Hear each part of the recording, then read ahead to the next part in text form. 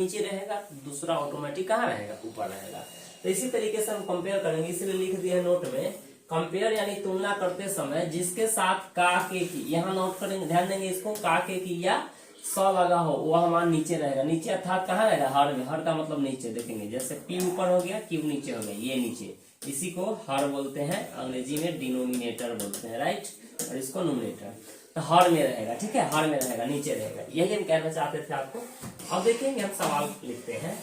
सवाल होगा आपका, सवाल पहला सवाल इस टाइप का हो जाएगा, ए की आय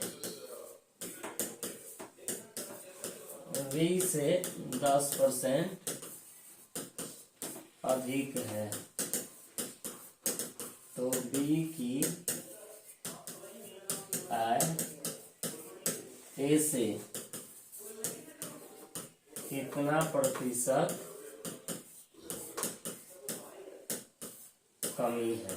ठीक है, ये सवाल है। सवाल कहता है कि ए की आय बी से 10% अधिक है तो बी की आय ए की आय से कितना परसेंट कम है। तो ध्यान दे कि इसमें कौन अधिक है, तो कंपेयर हो रहा है ए और बी के बीच में। तो आप ध्यान दे, ए और बी के बीच में कंपेयर हो रहा है तो ए लिख लेना है और बी लिख लेना है, राइट। ए लिख लेना और क्या लिख लेना है, बी। तो कौन अधिक है, ध्यान देंगे, ए की आय बी से 10% अधिक है, मतलब ए अधिक है। तो यहाँ प्लस कर देते हैं आपको समझने के लिए, ताकि आपको यह एहसास हो, जो बिगिनर स्टूडेंट हो गए, क्योंकि बिगिनिंग से ही हम पढ़ा रहे हैं, तो बिगिनर स्टूडेंट जो बिल्कुल एकदम स्टार्ट ही किए हैं, पहले से नहीं पढ़ चुके हैं, तो ए अधिक है किससे, बी से। इसका मतलब ए का मान बड़ा होगा और बी का मान छोटा होगा। तो जो अधिक है वो 100 से ज्यादा होगा, या जो कम होगा वो 100 से कम होगा। तो एक हर हाल में 100 होगा, क्योंकि कंपेयर करते वक्त एक हर हाल में हमें 100 लेना होगा।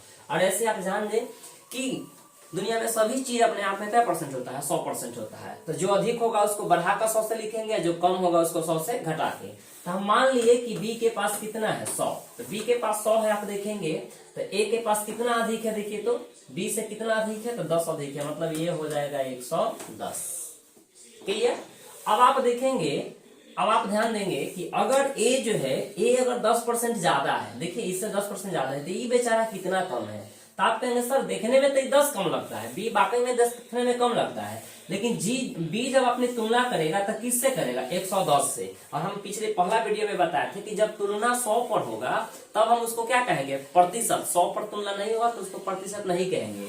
तो ये देखेंगे 110 है, तो ये बेचारा 10 कम है, ये 10 कम है, ये 10 कम है, तो किससे कम है, तब आंसर जवाब आएगा 110 से। इसलिए 110 पर तुलना होने लगा, इसलिए हम इसको 10% कमी नहीं कह सकते हैं। लेकिन इसके बारे में अगर आप पूछेंगे, इसके बारे में गौर से देखेंगे, तो ये बेचारा 10 ज्यादा है, तो ये अपनी ज्यादा देखेगा कि किससे ज्यादा है। तो सवाल आता है कि 100 से ज्यादा है, तो 100 पर ये तुलना कर रहा है, ये तुलना कर रहा है 100 पर, इसलिए 10% बिल्कुल सही है, बिल्कुल सही है। लेकिन बी जो अपनी तुलना कर रहा है कितना से, बी कम है, तो कितना से कम है, 110, इसलिए हम इसको परसेंट का चिन्ह नहीं लगाएंगे। तो हम देखें 10 रुपए कमी है, बिल्कुल सही है। तो हम देखते हैं बी कमी, बी कमी, या ऐसे कर सकते हैं कमी परसेंट, डायरेक्ट कमी परसेंट। तो आप लोग ध्यान दें, बी कितना का कमी है, 10 का कमी है।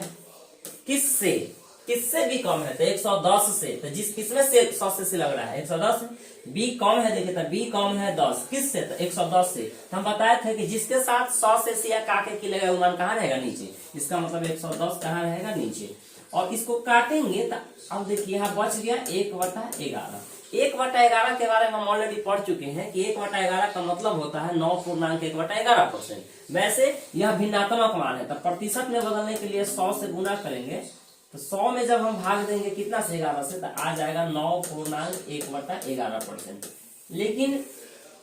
लेकिन आप देखेंगे कि जैसे ही हमें 1/11 समझ में आ जाएगा तो आप जान जाएंगे कि इसका परसेंटेज मान कितना होने जा रहा है, 9.1/11%। तो हम इसलिए आपको सबसे पहले आप परसेंटेज मान याद करवाए थे कि 9.1/11% का भिन्न मान होता है 1/11। ठीक है, आप इसको चाहते तो ऐसे भी कर सकते थे। देखिए यहाँ ए और यहाँ बी, ये अगर आप 100 मानते हैं तो ये 110 बिल्कुल ऐसा ही होगा। रेशियो में हम लिख लिया, अब रेशियो में क्या होगा कि 0 से 0 कट सकता है, ठीक है, यानी जो चीज सेम कॉमन चीज होगा काट दीजिए, या सिंप्लीफाई करके छोटा से छोटा बना डालिए। तब ये क्या रह गया, 11 से कितना हो गया, 10। तो देखेंगे ये कम है, कितना का कम है, 1 का कम है, कितना से कम है, 11 से। 1/11 देख के हमारे दिमाग में ये बात तुरंत आ जाना चाहिए, कि अगर भिन्न में कोई 1/11 कम है तो परसेंट में कितना है, तो 9.1/11%। ठीक है, तो अगला सवाल देखेंगे हम लोग। अगला सवाल देखेंगे, सेम सवाल होगा, ए की आय बी से 20% अधिक है तो बी की आय ए से कितना प्रतिशत कम है। सवाल बनाइए तो आप लोग, सब लोग अपना अपना सवाल बना के देख सकते हैं। ठीक है, तो ए की आय बी की आय से 20% अधिक है तो बी की आय ए की आय से कितना परसेंट कम होगा। तो आप ध्यान दें कैसे हम हल करेंगे। ए लिख लिए, बी लिख लिए, सेम उसी प्रकार बी को हम ले लेते हैं कितना, 100। बी को हम कितना ले लेंगे, 100। तो ए हो जाएगा 120। इसको काट के छोटा सिंप्लीफाई कर लेंगे तो 6 से कितना हो गया, 5। अब देखेंगे ये कम है, कितना कम है, एक कितना से, 6 से। तो इसको देखते हुए हमारे दिमाग में ये बात आना चाहिए कि अगर भिन्न में कोई कम 1/6 है तो परसेंट में कितना होगा, 16.2/3। जिन भाई को नहीं समझ में आएगा वो भाई देख लेंगे कि एक कम है कितना से, यानी बी जो है से एक कम है, एक कम है, देख लीजिए एक कम है कितना से, तो 6 से। बी अपनी तुलना कर रहा है किससे, ए से। ए का मान कितना है, 6, यानी 5 अपनी तुलना करता है 6 से। तो 5 बेचारा एक कम है कितना से, 6 से। और परसेंट में बदलने के लिए 100 से गुना, ये कटेगा 50 बार में और ये कटेगा 3 बार में। तो 50/3% का मतलब होता है 16.2/3%। तो ये भी आपका कंसेप्ट क्लियर हो चुका है। आगे देखेंगे, नेक्स्ट सवाल देखेंगे। अगला सवाल 3 नंबर सवाल कहेगा कि ए की आय बी से 14.2/7% अधिक है तो बी की आय ए से कितना प्रतिशत कमी है। ध्यान देंगे, वैसे इसका कमी परसेंट का एक फॉर्मूला भी आता है लेकिन हम उसका प्रयोग नहीं कर रहे हैं। फॉर्मूला सब जानते हैं कि 100x बटा में 100 + x। ठीक है, ये कमी होता है। तो इस फॉर्मूला से भी लगाएंगे तो बन जाएगा। लेकिन याद रहे कि इस ये फॉर्मूला जब सीधा सीधा मान देता है 10, 20, 30, 40, 50 तो वहां इसका प्रयोग अच्छा होता है। लेकिन जब मान आपको डेसिमल में दे दे, पूर्णांक में दे दे, तो ये फॉर्मूला सा बनेगा लेकिन कैलकुलेशन बढ़ जाएगा। इसलिए ये फॉर्मूला हम बताते हैं, ये फॉर्मूला नहीं, इससे भी आप बना सकते हैं। ठीक है, जैसे इससे पहले का सवाल था 20 वाला था, तो आप करते 100 गुना 20, 100 में 20 जोड़ देंगे तो 120। ये कट गया 6 बार में, 100/6 का मतलब ये हो गया 50/3 का मतलब 16.2/3। तो आप ऐसे भी कर सकते थे, लेकिन चलिए हमारा सवाल अब ये है। इस सवाल को देखेंगे, फिर ए लिखते हैं और क्या लिखते हैं, बी। कौन अधिक है, ए अधिक है। किससे अधिक है, बी से। कितना अधिक है, तो 14.2/7%। तो 14.2/7% का मान हम लोग ऑलरेडी पढ़ चुके हैं बहुत ही अच्छे तरीके से कि भाई इसका मान होता है 1/7। और सवाल क्या कहा है, कितना परसेंट अधिक है, इतना परसेंट क्या है, अधिक है। मतलब 14.2/7% का मतलब ए जो है सो कितना ज्यादा है, एक ज्यादा है। ए कितना ज्यादा है, यही एक ज्यादा है। देखेंगे यही एक ज्यादा है, कौन, ए ज्यादा है। कितना ज्यादा है, एक ज्यादा है। किससे ज्यादा है, तो 7 से। इसका मतलब अगर 7 में 1 जोड़ देंगे तो एक के पास धन राशि होगा कितना, आय होगा 8, तो बी के पास कितना रह जाएगा, 7। अब आप ध्यान देंगे, ए के बारे में तो डाटा हमें पता है, ए की आय बी से अधिक है। ये सवाल कह रहा, सवाल पूछा क्या है कि बी की आय ए से कितना परसेंट कम है, कितना परसेंट कम है। तो आप ध्यान देंगे बी बेचारा कितना कम है, 1 कम है। बी बेचारा कितना कम है, बी के पास 7 है, ए के पास 8 है, तो 1 कम है। कितना से कम है, 8 से। तो 1/8 को देखते हुए हमें हमारे दिमाग में बात आ जाना चाहिए कि भाई 1/8 अगर भिन्न में है तो प्रतिशत में कितना है, तो 12.5%। और जिन भाई को नहीं समझ में आ रहा हो वो ऐसे देखेंगे 1/8, 1/8 इधर देखिए, शायद कहीं आप लोगों को इधर नहीं दिखे, देखेंगे 1/8, 1 कम है। देखेंगे बी जो है से 1 कम है, किससे, 8 से। 8 से, तो जेकरा में 100 से लगे वो मान नीचे रहता है, तो इसको परसेंट में बदलने के लिए 100 से गुना, तो ये 4 से कटेगा, ये 25 बार में, 4 से कटेगा 2, तो 12/2 का मतलब होता है 25/2 का मतलब हो गया 12.5%।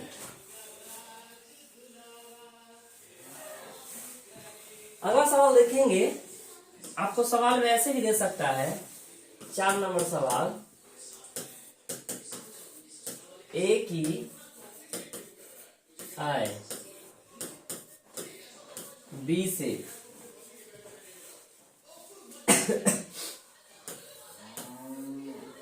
22% अधिक है, तो बी का आय ए से कितना प्रतिशत कम है। ठीक है, ये सवाल है। देखेंगे इसको कैसे बनेगा, ए और बी लिख लेंगे, फिर उसी प्रकार अब हम ये जानेंगे, हम आपको ये सारा बात ऑलरेडी पढ़ा चुके हैं। एक बार और फिर से बोल देते हैं कि जो भाई ये मेरा सेकेंड वीडियो परसेंटेज का देख रहे हैं, उनसे आग्रह है कि आप पहले पहला वीडियो परसेंटेज का बेसिक का वीडियो देख रहे हैं, तभी ये वीडियो देखें, तभी आपको ज्यादा समझ में आएगा, वरना आप ये कैसे हुआ क्यों हुआ आपको दिक्कत होगा। इसलिए ये वीडियो देखने से पहले आप मेरा पहला वीडियो देख ले। तो ध्यान दे, इसका मान हम इधर देखेंगे कि भाई ये क्या है, तो 22.22% का भिन्नात्मक मान क्या होता है हमें नहीं मालूम है। तो आप देखेंगे 11.1/9%, 11.1/9 को आप डेसिमल में लिखेंगे तो 11.11% होता है। जैसे 1 में भाग दीजिए 9 से तो एक बार जाएगा, फिर यानी लगभग होता है 11.1/9 का लगभग मान क्या होता है 11.11%। और हम ये बात जानते हैं कि इसका भिन्नात्मक मान होता है 1/9। तो अब ये देखेंगे 11.11 का दुगुना होता है 22.22। आप देख सकते हैं, ये दोनों को देखिए, इसका ही दुगुना है। तो जब 11.11% का मान 1/9 होता है, तब 22.22% का मान 2 बटा क्या होगा 9 होगा। आप कोई ज्यादा है तो प्लस कर देना है, अगर कम है तो माइनस कर देना है। तो आप ध्यान दें, यहाँ मतलब ए 2 ज्यादा है, कितना ए ज्यादा है, कितना ज्यादा है तो 2 ज्यादा है, किससे तो 9 से, मतलब ए का मान 11 होगा तो बी का मान 9 होगा। आप देख सकते हैं ये कितना ज्यादा है, 2 ज्यादा है। तो सवाल ज्यादा नहीं पूछा, सवाल कहता बी कितना कम है, तो हम देख रहे हैं बी 2 कम है, किससे कम है तो 11 से। तो अब देखेंगे 2/11 का मतलब क्या होता है, तो हम जानते हैं कि 1/11 का मतलब होता है 9.1/11%। ठीक है, 9.1/11%, इसलिए 2/11 का मतलब हो जाएगा 18.2/11%। ठीक है, तो इसका मान हो जाना चाहिए कितना 18.2/11%। मतलब अगर कोई भी 2/11 कम है तो परसेंटेज में कितना कम है 18.2/9। नहीं, अगर किसी भाई को दिक्कत है तो हम क्या करेंगे, फिर देखिए ये 2 कम है, कितना कम है 2 कम है, बी जो है 11 से 2 कम है, जगह में 100 से लगे वो मान नीचे गुना 100, यानी ये हो गया 200, 2 गुना 100 200। 200 में अगर हम 11 से भाग देंगे तो 11 दूना 22 नहीं लगेगा, 11 एक बार में लगेगा 9, 11 8 88 2। ठीक है, तो अब आप क्या करेंगे डेसिमल में लिखिए, या देखिए 11 बार में पूरा गया, शेष कितना बच रहा है 2, तो 11.2/11%। तो ऐसे हो गया। अब आप देखेंगे 4 सवाल हम किए, आपको केवल कमी परसेंट निकालने का कंसेप्ट सिखाया कि ये कम था किससे, ए से, जेकरा में 100 से लगेगा मान कहाँ रहेगा नीचे रहेगा, राइट। और किसी भी भिन्न को प्रतिशत में बदलने के लिए 100 से गुना। तो जब हम मान याद रखते हैं कि भाई 2/11 का मान क्या होगा, तो हमारा सवाल क्या होता है कि हर सवाल में 10 से 20 सेकेंड आप समय बचा सकते हैं। इसलिए पहला क्लास हम सिखाए थे कि 1/11 का मतलब क्या होता है 9.1/11%। तो ये 2 इसका दुगुना करेंगे, जिसका दुगुना करेंगे तो इसका मान भी दुगुना हो जाएगा। क्लियर है। अगला सवाल देखेंगे। अब हम सीखेंगे, अब अधिक परसेंट निकालना सीखेंगे। देखिए सवाल कहेगा कि यदि ए की आय बी से 25% कम है, तो बी की आय ए से कितना प्रतिशत अधिक होगा। क्लियर है। अब हम देखेंगे इसको कैसे हल करेंगे। तो सबसे पहले तो हम लिख लेंगे ए और बी। देखना यह है कि कौन इस बार ए की आय बी से कम है। ध्यान देंगे यहाँ कम है यानी ए कम है, तो यहाँ क्या हो जाएगा माइनस, क्या हो जाएगा माइनस। समझने के लिए चूंकि ए कम है तो कितना कम है, तो 25% कम है, मतलब बी 25% कम है, मतलब ये अगर 100 होगा, अगर बी 100 होगा तो ये कितना हो जाएगा 75% होगा। देखेंगे बी अगर 100 होगा तो ये कितना होगा 75% होगा। ठीक है, तो आप ध्यान दें ये 100 है तो ये 75%। आप देख सकते हैं कि जब ए अपनी तुलना करता है बी से, बी दैट मीन 100 से, तो वाकई में 100 पर तुलना करने पर ही प्रतिशत कम आता है। तो ये देखिए इससे कितना कम है, ये 25% कम है। तो सवाल पूछा है कि बी की आय ए से कितना प्रतिशत अधिक है, यानी हमें अधिक निकालना है। तो आप चाहे तो इसको काट के छोटा कर लीजिए, इसको काटिए सिंप्लीफाई करके, 25 से 3 बार में ये कटेगा और ये 4 बार में कटेगा। तो अब आप देखेंगे बी बेचारा कितना ज्यादा है, क्योंकि सवाल तो आपको बी के बारे में नहीं कहता, बी की आय ए से कितना परसेंट अधिक है, मतलब बी कितना ज्यादा है ए से। तो देखेंगे मेरे भाई बी 4 है और ये 3 है, कितना ज्यादा है, 1 ज्यादा है। तो 1 ज्यादा है बी, किससे ज्यादा है, तो 3 से ज्यादा है। किससे ज्यादा है, तो 3 से। तो जिसमें 100 से सिया काटे किलो मान कहाँ रहता है, नीचे। तो 1/3 अगर कोई चीज भिन्न में कमी है, इसका मतलब प्रतिशत में वो कमी हो जाएगा 33.1/3%। ठीक है, आप इसको फॉर्मूला से भी बना सकते थे। फॉर्मूला से हम कैसे बनाएंगे, तो देख सकते हैं आप, फॉर्मूला से अधिक परसेंट बराबर फॉर्मूला होता है, अधिक परसेंट बराबर फॉर्मूला होता है। देख सकते हैं आप, अधिक परसेंट बराबर फॉर्मूला होता है 100x बटा में 100 माइनस x, यानी 100 गुना। अब कहेंगे सर x का मान क्या लिखेंगे, तो इस पूरे डाटा में, पूरे प्रकरण में आप देखेंगे कि एक ही न्यूमेरिकल मान आया है, एक ही डाटा आया है, वो कितना है 25 है, यही आपका x का मान होगा। इस टाइप का सवाल जब भी रहेगा कि कोई एक डाटा ज्यादा है दूसरा डाटा कम ही पूछेगा, तो पूरे सवाल में एक ही न्यूमेरिकल वैल्यू देता है, वही न्यूमेरिकल मान होता है x का। तो 100 गुना 25 और नीचे 100 में से 25 घटाएंगे तो कितना 75। ये 25 काट दिया इसको 3 बार में, ये सब कट गया, ऊपर में 100 बचा नीचे में 3, तो 100/3 का मतलब 33.1/3%। तो आप फॉर्मूला से बना सकते हैं, लेकिन फिर वही बात, फॉर्मूला से जब आप बनाएंगे तो ये सीधा सीधा मान है। ठीक है, पूर्णांक में इंटीजर है, जैसे ही जब ये फ्रैक्शन मान देगा, डेसिमल मान देगा, ठीक है, या भिन्न में देगा, तो आप यहाँ ये फॉर्मूला आपका कैलकुलेटिव हो जाएगा और लगभग 20-25 सेकेंड आपका नजायज खा जाएगा, कैलकुलेशन में दिक्कत होगा। तो इसलिए करना क्या है कि आप दोनों तरीका जान लेंगे, जहां सीधा सीधा डाटा देता है हम फॉर्मूला इस्तेमाल करेंगे, और जहां सीधा टेढ़ा मेढ़ा डाटा देगा तो हम भी टेढ़ा मेढ़ा कंसेप्ट यूज करेंगे। ओके, अगला सवाल देखेंगे मेरे भाई। अब सवाल कहेगा कि यदि राम की आय श्याम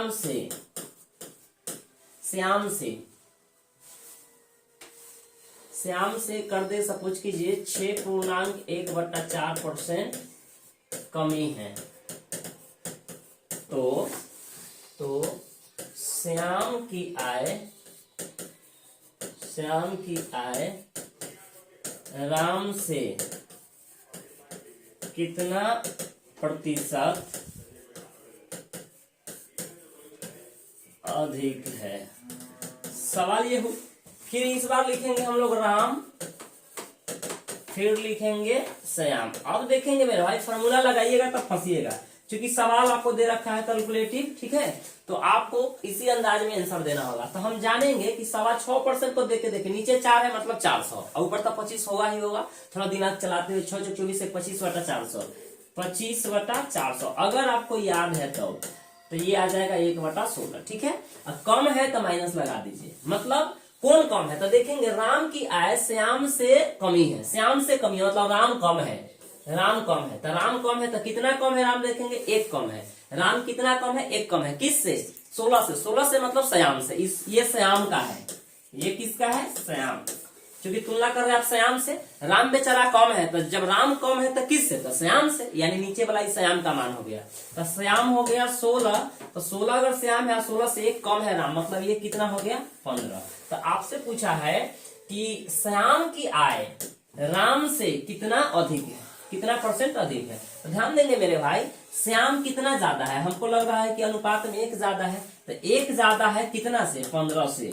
तो ये 1/15 देख करके हमें मालूम होना चाहिए कि परसेंटेज मान क्या होगा। अगर नहीं मालूम है तो इसको परसेंट में बदलने के लिए 100 से गुना, भिन्न में 1/15 तो परसेंट में बदलने के लिए 100 से गुना किए। तो अब आप देखेंगे कैलकुलेशन करेंगे तो ये 5 से कटेगा 20 बार में, 5 से कटेगा 3 बार में, तो 20/3 का मतलब 6.2/3% अधिक है। यही आपका आंसर हो गया। क्लियर है। अब देखेंगे अगला सवाल, पी की आय क्यू से 66.2/3% कमी है। तो क्यू की आय पी से कितना प्रतिशत अधिक है। बताइए। हम यहाँ P लिखेंगे और Q लिखेंगे। देखेंगे कौन P की आय Q से कम है, यानी P कम है। P कम है इसका मतलब ऑब्वियसली हम जानेंगे कि Q अधिक है। तो सबसे पहले इसका मान हम देखेंगे कि 66.2/3% होता क्या है। तो ध्यान दें 33.1/3% अगर प्रतिशत में कोई मान है तो उसका भिन्नात्मक मान होता है 1/3। इसका डबल करने पर 66.2/3%, तो ये भी डबल हो जाएगा। तो इसका डबल करेंगे तो ये हो जाएगा 2/3। और सवाल में कह दिया है कम है। कौन कम है? तो P कम है। कितना कम है? तो 2 कम है। किससे? तो 3 से। मतलब ये हो गया Q का मान। तो Q का मान हो गया 3 और 3 से 2 कम है कौन? P। क्योंकि P इतना कम है, P इतना परसेंट कम है, तो P इतना परसेंट कम है मतलब भिन्न में कितना कम है? 2 कम है। तो यानी 3 से 2 गया था कितना? 1। तो सवाल कहता है कि Q कितना अधिक है। तो देखेंगे Q कितना अधिक है? 2 अधिक है। Q कितना अधिक है? 2 अधिक है। कितना से? 1 से। तो 2/1 का मतलब 200% होता है, या प्रतिशत में बदलने के लिए 100 से गुना करेंगे तो क्या आ जाएगा? 200% आपका आंसर आ गया।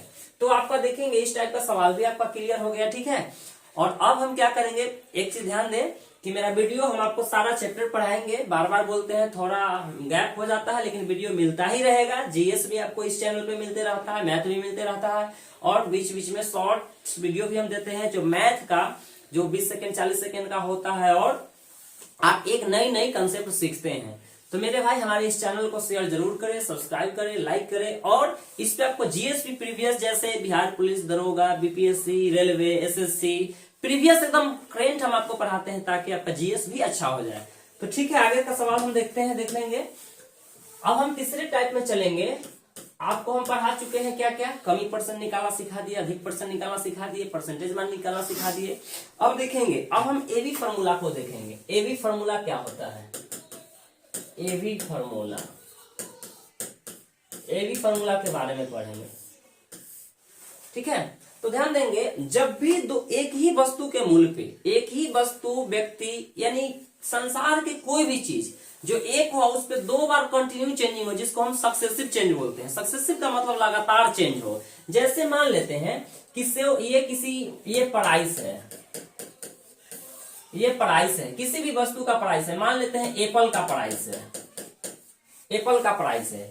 इस पे क्या होता है कि मान लेते हैं कि 10% रेट इंक्रीज हो गया, प्लस का मतलब इंक्रीज हो गया। ठीक है। और पुनः कुछ समय, कुछ देर बाद फिर 20% इंक्रीज हो गया। मतलब ये दोनों किस पे हो रहा है? इसी सेव के मूल्य पे हो रहा है। एक बार 10% बढ़ा, फिर एक बार 20% बढ़ा। तो इसको हम बोलते हैं 2 कंटिन्यू चेंज। ठीक है। 2 लगातार परिवर्तन, 2 लगातार चेंजिंग या सक्सेसिव चेंज इसको बोलते हैं। मान लेते हैं किसी व्यक्ति का सैलरी है, सैलरी यानी वेतन। मान लेते हैं कि एक व्यक्ति है, उसके वेतन में 2022 में 20% उसका इंक्रीज हो गया, और 2023 में पुनः 30% बढ़ गया। तो एक ही व्यक्ति है जिसपे लगातार कई बार चेंजिंग आ रहा है? 2 बार चेंजिंग आ रहा है। तो कभी भी एक ही वस्तु के मूल्य में, या एक ही व्यक्ति के आय में, या एक ही वस्तु के रेट में अगर लगातार 2 बार घटे या बढ़े, जरूरी नहीं कि हाँ हो सकता है कम गया तो ये बढ़ गया, या दोनों बार कम सकता है, दोनों बार बढ़ सकता है, या एक बार बढ़ जाए तो पहली बार क्या हो सकता है? घट सकता है। उसी प्रकार जैसे मान लेते हैं कि वृत्त का क्षेत्रफल क्या होता है? पाई कांस्टेंट है, r², यानी r गुना r। ठीक है। आयत का क्षेत्रफल l गुना b। तो इसमें भी देखिए ये भी जो डिपेंड करता है दो संख्या के गुणनफल पे डिपेंड करता है, क्षेत्रफल भी त्रिज्या के गुणनफल पे डिपेंड करता है। तो कभी भी अगर दो संख्या के गुणनफल पे कोई डिपेंड करता है या लगातार दो बार चेंज हो तो हम उसके लिए भी फार्मूला का प्रयोग करते हैं। क्षेत्रफल में प्रयोग करेंगे भी फार्मूला का प्रयोग, और लगातार कंटिन्यू यानी सक्सेसिव चेंजिंग के लिए हम लोग नेट चेंज क्या होता है उसके बारे में जानेंगे। तो देखेंगे, अगर सपोज कीजिए कि किसी व्यक्ति में A% या B% वृद्धि हो रहा है, उसके आय में पहला साल A% बढ़ा, दूसरा साल B% बढ़ा, या पहला साल A% घट गया, दूसरा साल A% घट गया, या पहला साल A% बढ़ा, दूसरा साल B% घट गया, या पहला साल B% घटा और दूसरा साल B% बढ़ गया, तो उसके लिए AB फॉर्मूला ये होता है। चलिए देखेंगे AB फॉर्मूला, ठीक है। नेट चेंज क्या होता है, A प्लस B AB बटा 100, ये हुआ पहला फॉर्मूला। यहाँ क्या है कि यहाँ A भी प्लस हो रहा है और B भी प्लस हो रहा है, ठीक है। फिर देखेंगे दो में नेट चेंज का मतलब पूरा कितना परसेंट बढ़ेगा या कितना परसेंट घटेगा उसको हम बोलते हैं नेट चेंजिंग। टोटल मतलब कुल मिलाकर के क्या परिवर्तन आएगा। दो में क्या होगा, सपोज कि A अगर बढ़ रहा है तो प्लस में रहेगा, B घट रहा है तो माइनस में, और यहाँ प्लस गुने माइनस होता है तो AB बटा 100। इसका क्या होगा कि A पॉजिटिव होगा यानी पहला बार बढ़ रहा है और दूसरा क्या हो रहा है, घट रहा है, परसेंट में रहेगा, ये सब परसेंट में रहेगा। फिर देखेंगे 3 में नेट चेंज बराबर क्या होगा, मतलब कितना परसेंट का कमी वृद्धि को हम ये नेट चेंज बोलते हैं। इसमें क्या होगा कि पहले घटेगा, पहला साल किसी के वेतन घट रहा है, दूसरा साल बढ़ रहा है, तो घटा इसलिए माइनस, बढ़ा इसलिए प्लस, और माइनस AB बटा 100। यहाँ क्या होगा कि पहला साल घट रहा था A% और दूसरा साल B% क्या हो रहा था, बढ़ रहा था। तीसरा चौथा क्या होगा, नेट चेंज बराबर कि A भी घट रहा था, पहला साल भी रेट घट रहा था या वेतन घट रहा था, दूसरा साल भी घट रहा था, माइनस गुने माइनस यहाँ क्या हो जाएगा प्लस AB बटा 100, ये हो जाएगा आपको पहला साल भी A घट रहा था और दूसरा साल भी B% घट रहा था, ठीक है। एक होता है कि ये आप लोग नोट कर लीजिए चूंकि पूरा भर गया है, ठीक है। बोर्ड ये है या ऊपर हम लिख रहे थे, देख सकते हैं आप। एक होता है कि इक्वल चेंज, मान लेते हैं कि प्लस X% चेंज हुआ है अब पुनः X% माइनस हुआ है, ठीक है। इक्वल चेंज प्लस X% और अगले बार क्या होना चाहिए, हर हाल में एगो बढ़े तो एगो घटना चाहिए, सेम दोनों ये सेम है। देख लीजिए, पहला साल घटना चाहिए तो दूसरा साल बढ़ना चाहिए, या पहला साल अगर घट रहा है तो दूसरा बढ़ेगा, या पहला बढ़ रहा है तो दूसरा घटेगा, मतलब एक पॉजिटिव होना चाहिए और एक निगेटिव, और डाटा सेम रहना चाहिए। तो इक्वल चेंज ऑलवेज लॉस, मतलब ऐसे स्थिति में हमेशा वेतन या क्षेत्रफल जो भी हो या मूल्य घटेगा ही घटेगा। कब, जब सेम परिवर्तन हो, पहला बार बढ़ेगा जितना उतना ही अगले बार घटेगा, या पहला बार जितना घटेगा उतना ही अगले बार बढ़ेगा। तो क्या होता है, ऑलवेज लॉस X² बाई 100%। अब ये 5 तरह के हम कंसेप्ट दिए, इस पांचों पे हम सवाल देखेंगे, और सवाल देखते हुए हमारे यहाँ इस पे हम एग्जांपल्स कुछ ले लेते हैं, ठीक है। आगे देखेंगे हम लोग। देखिए अब इसमें सवाल लेते हैं। माना सपोज करेंगे कि क्वेश्चन हम लेते हैं कि A के वेतन में 20% वृद्धि होती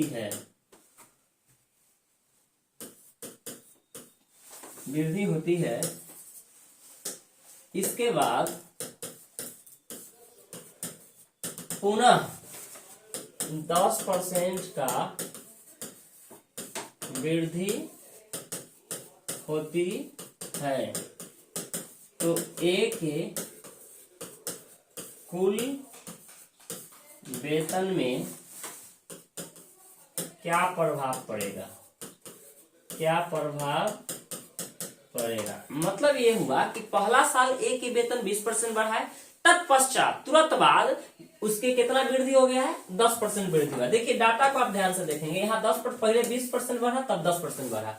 तो हम आपको जैसे क्या किए हैं कि हम आपको इसी कंसेप्ट पे आपका फार्मूला को हम बताए थे, एबी फार्मूला, तो उसी से एक क्वेश्चन हम लेते हैं। तो देखेंगे नेट चेंज क्या होगा, नेट चेंज क्या होगा, तो प्लस 20, एबी फार्मूला ही ना बताए थे, ए प्लस बी ए बी बटा 100। तो ए हो गया 20 का मान और बी हो गया यानी 10 का मान, यानी बी का मान 10 हो गया, और 20 गुना 10 बटा क्या हो गया 100। अब इसको हम सोल्व करेंगे तो डबल जीरो से डबल जीरो कैंसिल आउट हो गया, तो 20 और 10 कितना, 30 और 2 गुना 1 यानी 5%, 32% नेट चेंज हुआ। मतलब उसका वेतन कुल मिलाकर कितना बढ़ेगा, 32% बढ़ जाएगा। क्लियर है, 32% बढ़ जाएगा। तो अब ध्यान दे, ये आपका एक टाइप का सवाल हो गया। दूसरा टाइप देखेंगे, दूसरा टाइप का जो सवाल होगा, देखेंगे दूसरा टाइप का जो सवाल होगा वह ए के वेतन में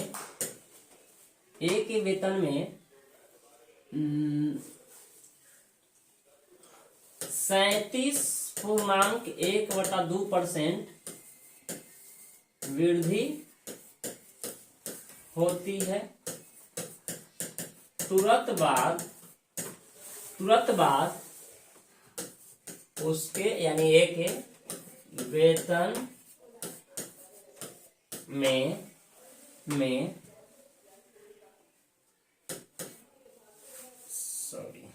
16.2/3% वृद्धि होती है, तो कुल वेतन में कितना प्रतिशत वृद्धि होगा। अब ध्यान दे, सवाल थोड़ा सा क्या हो गया कि इससे पहले हम लोग जो सवाल पढ़े थे वो इंटीजर था, पूर्णांक में था। अब क्या हो गया, सॉरी इंटीजर था यानी पूर्णांक था। अब क्या हो गया, फ्रैक्शन मान दे दिया है, डेसिमल मान दे दिया है। तो हम कैसे करेंगे, देखिए अब एबी फार्मूला लगाएंगे तो आप ऐसे एबी फार्मूला बनाएंगे तो इस बहुत कैलकुलेटिव सवाल हो जाएगा। तो इसके लिए क्या करेंगे, तो देखिए रेशियो मेथड अपनाएंगे। तो देखेंगे इसका मान 37.5 का मान होता है, आप यहाँ ध्यान देंगे 12.5% का मान होता है मेरे भाई 1/8। जब इसको हम तिगुना करते हैं तो ये आता है 37.5%। तो ये भी तिगुना करेंगे तो ये आ जाएगा 3/8। तो देखेंगे ए के वेतन क्या हुआ है, ए का वेतन पहले से 8 था, उसमें कितना वृद्धि हुआ है, 3 वृद्धि हुआ है।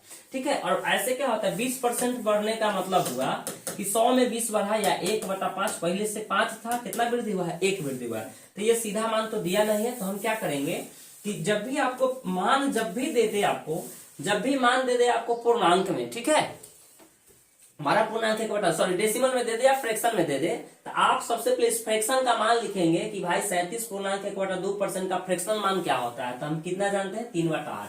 चूंकि वृद्धि हो रहा है, सवाल में यहाँ वृद्धि कहा, देखिए वृद्धि कहा है, इसलिए हम 3 ऊपर का मान में क्या दे देंगे, प्लस, क्योंकि ऊपर वाला हमेशा वृद्धि या कमी को दिखाता है, नीचे वाला रियल मान होता है। तो यानी पहले से ए का पहिलका वेतन कितना था, 8 था, और उसमें कितना बढ़ गया, 3 बढ़ गया। तो ये हो गया ए के पहले वेतन 8 था, और जब 3 बढ़ गया तब नया वेतन कितना हो गया, 11। नया वेतन कितना हो गया, 11।